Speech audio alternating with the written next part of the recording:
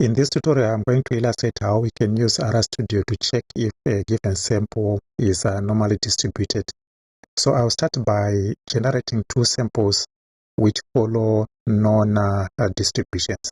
So for the first one, I'll look at a sample that follows a uniform distribution. So in the console there, I'll type my S and I call it S1. And I want random numbers that follow a uniform distribution, and I'll need 100 of them. So I'll type in R and then a unif. So that's the command for 100 a uniform random numbers, and I'll press enter.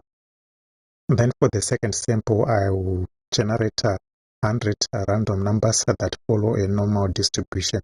So we have an S2, and I'll type R norm. So R norm is the one that generates those that follow a normal distribution, and I'll put in the number that I want, 100 of them. So we have S2. So we have those two samples, and I'm now going to perform tests to check if those two samples are normally distributed. So the first check that I'll perform is the QQ plot. And for the QQ plot, I will type in for the first one, it's QQ, and then norm, and then I will be checking for the first sample, S1, and then I'll put a semicolon, QQ line. So this command will draw a straight line, and we have QQ plot or QQ line of S1. And then when I press enter, the plot will come up on the right hand pane there where it says plots.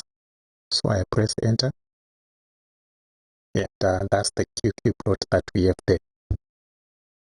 When a sample is normally distributed, all those points should lie on that straight diagonal line there. But what we are seeing is we have points on the left there and other points on the right there which are not falling along that diagonal.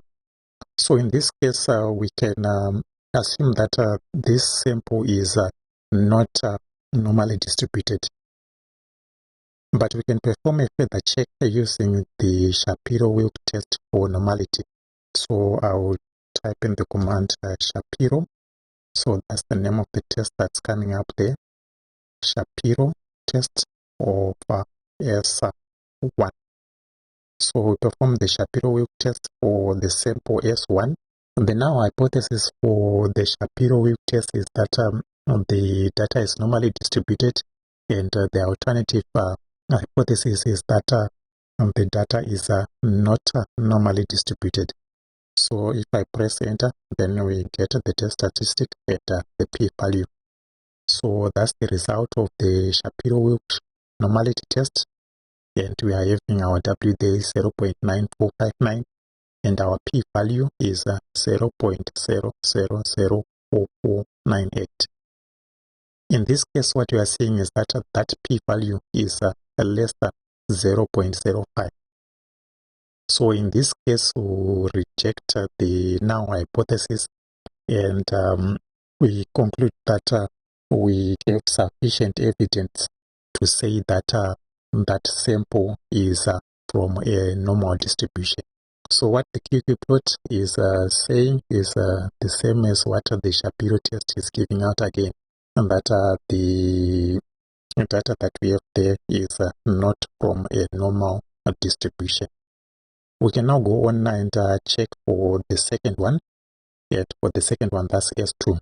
So I can just press the up arrow to bring up the commands that I entered before, then I'll just edit them. So we are now checking now for sample S2. Now for sample S2 there, and I'll press enter because this command will plot the QQ plot for sample S2. Okay, and for sample S2 there, we can see that we have points that are lying there on that diagonal line, but we have a few that are not on the diagonal. but the number is reduced a bit. It's not as the same as the one that we had before. We have now a few observations. They're not lying on the straight line. But if we just have a few there, we can conclude that the sample is normally distributed.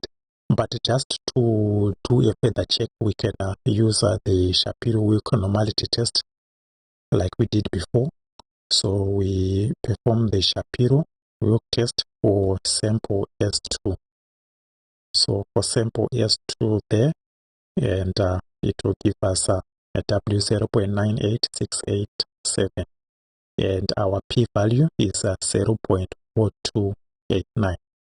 In this case, that p-value is greater than 0.05.